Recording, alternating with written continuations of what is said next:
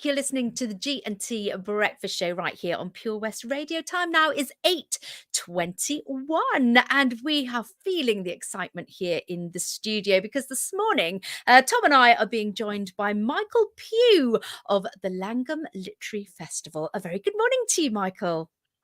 Good morning to you too from Llangwm. Yes, good morning. Gina, I thought you were going to say something. Welcome, Michael. Llangwm, tiny village on the banks of the Cleddau, but with big ambitions and sharing of literature right there in the tiny village. Explain a little bit about Llangwm Literary Festival for those who might not be aware as to what it is. Oh, it's well, you're right that the atmosphere in the village is electric this morning. We've got such interesting writers who've come in, like Miranda Seymour, who wrote about Jean Rhys.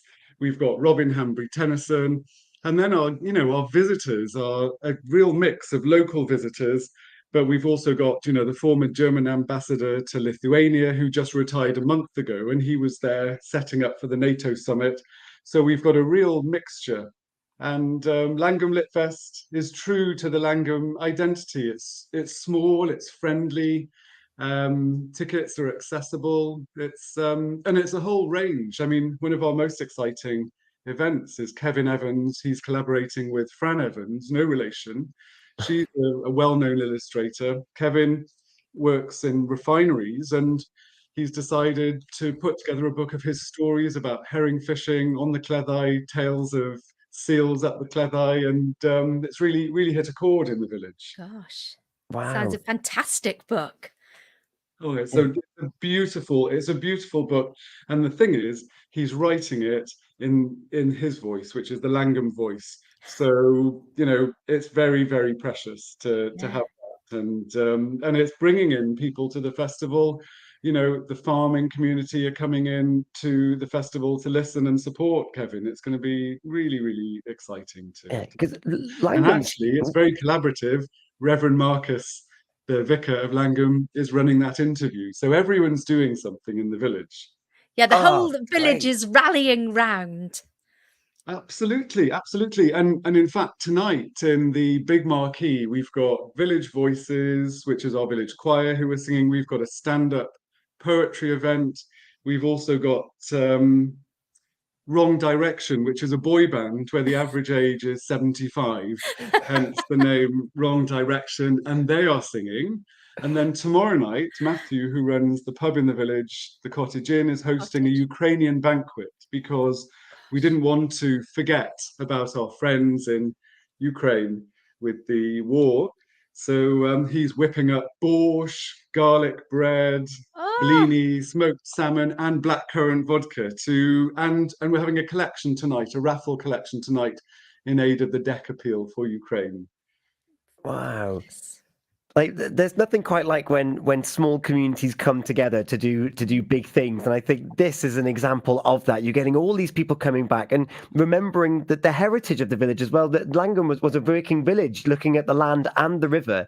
Hence why there's so much reference to Cleddau. You forget that Black Tar is not very far away from Llangwm, and it was a working village.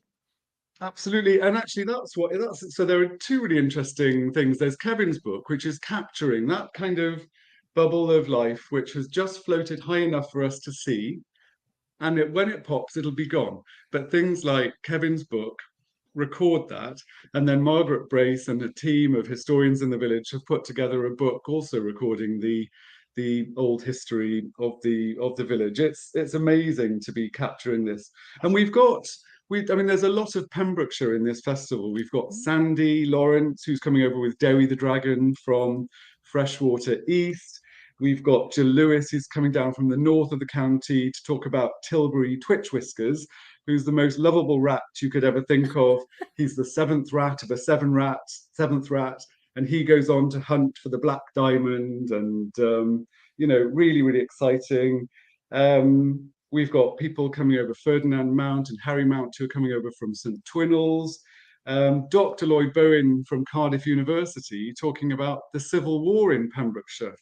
And, that's one of our best-selling events. He's a reader at Cardiff University and from Treorchy originally, but not surprisingly, he's got family who his wife has family who live in the village. So all roads lead to Llangwm. Llangwm. And what is so interesting is there's David Moore. He's talking about Ray Howard Jones. So she was a wonderful artist who lived down on Skoma, St Martin's Haven. Her pictures were used for the first wildlife preserve in Skoma, Wow. but rather overlooked. And he's produced the most beautiful book by Grapheg.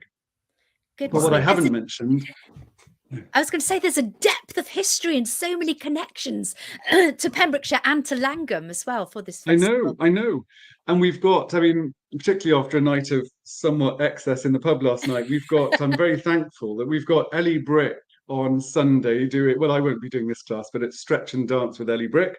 But then there is Ellen Picton, Pembrokeshire food writer and nutritionalist. Yeah. She's doing a delicious and nutritious food session, which is fantastic. We've got Julia Horton-Powdrell coming down from St David's to do foraging, Steve Morell coming from Dale Fort to do a talk about the life on the Cleddau. But what I haven't mentioned is the art. I mean, we've got a lot of artists in the village. So Graham Brace is our art curator in the festival. So in the village hall, we have a display of beautiful local art. And in St Jerome's Church, we've got a Friday and Saturday, we've got crafts. Like 17 craft makers. So for anyone who wants to do their Christmas shopping and avoid the crowds of Queen Street in Cardiff or Bridge Street in Haverfordwest, then come down to Llangwm.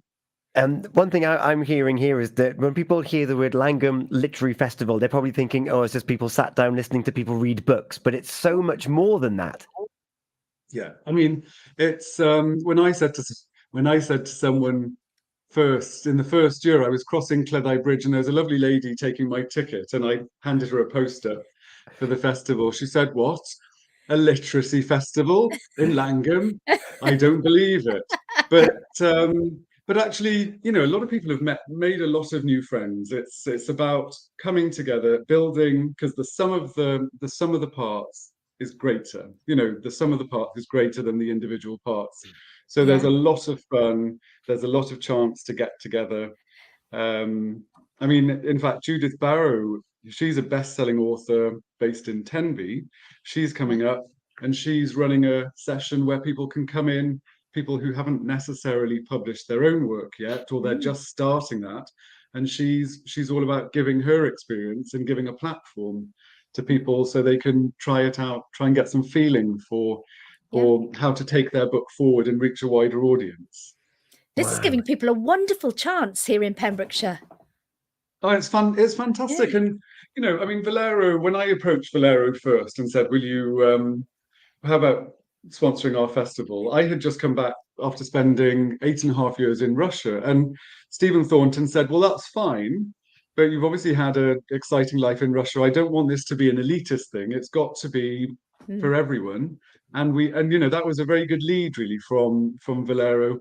And we reflect that in our ticket prices. We reflect that we have some of the best known authors in Britain, and we have some authors who aren't known at all. And so with the cost of living crisis, you don't have to go to Oxford, Cheltenham, Hay, literary festivals, you know, spending money on petrol and so on. You can do it all here. Yeah, and Valero, one of the backers here, but you want to give thanks to lots of other people who helped help this happen. Definitely. We've got, I mean, Milford Haven Port Authority always support Literature Wales, always support. We've got London Pembrokeshire Society, so they're sponsoring the event on Ray Howard Jones, and our patrons. I mean, each patron pays to support the festival. They're our biggest source of funding, and what they mean is we can just choose books that we think are important. We're not under pressure from any publishers or anything like that. Victoria Bookshop also support us, and they will be here. Marley and his team will be here supporting sales. And we got the wine, for example, from Carrie Gween up in Aberaeron, delicious wine. We're also using Templeton wines tonight for the pop-up bar being run by Claire Phillips and Sean. They're from Templeton Wines. The food for the patrons party last night came from Ultra Comida in Narberth. Lovely. Unfortunately, I Nice. was talking too much to try much of that, but it kept all this beautiful food kept going past as I was in full flow. So it's nice, Amazing. it's nice to be able to have all these individual stakeholders. And of Mm. course, we don't have to, but we must thank the committee who work really, really hard to make it happen, and all of the authors, who often travel a long, long way because we are far, aren't we, to come down and make it really special. It's amazing. And for those who are closer to home, or maybe further afield and want to take part in this, it starts today. Yeah, it starts today. So we take tickets offline for each day that we're starting. So if you want to buy any tickets for today, you've got to come to the festival box office, which is outside the village hall.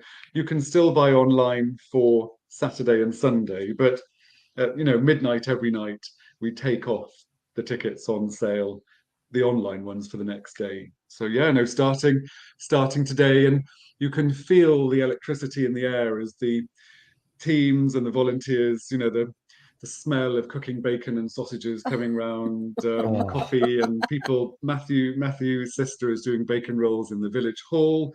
So lots of well, I'm not just obsessed with food; it's the writing as well. But it's very lots of really interesting stuff.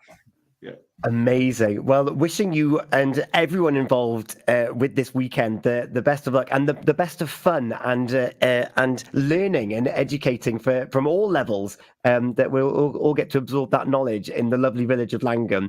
I spent a bit of time in Cleddau Reach School last school term, and it's a wonderful place. And it's so pleased that you've got this going for you, and it's taking place in various venues throughout the village. Yes, thank you very, very much, Tom and Gina. It's been Thank wonderful to you. speak to you, and we maybe next year you can do a live broadcast from one of the events, and in exchange for bacon rolls or something. Yes, like that. I was going to say we'll go next to the bacon rolls. Yeah, Yes, and yes, great. the putting these things on, it doesn't happen overnight. So the adventure for all of us that gets to enjoy it starts. But your adventure's been going on for a couple of weeks, and in fact, you've picked a song on for this Feel Good Friday to echo that as well. Yeah, we did indeed. Thank you both very, very much. And if anyone's thinking about coming, you can definitely be assured of a warm welcome in Llangwm. So. Amazing. We're going to play Coldplay Adventure of a Lifetime for everyone enjoying themselves down at Llangwm Literacy Festival. The website llangwmlitfest.co.uk for more information. Go on down and you never know what you might figure out about yourself. Michael, thank you so much for your time this morning. Thank you, Tom. Thank you, Gina.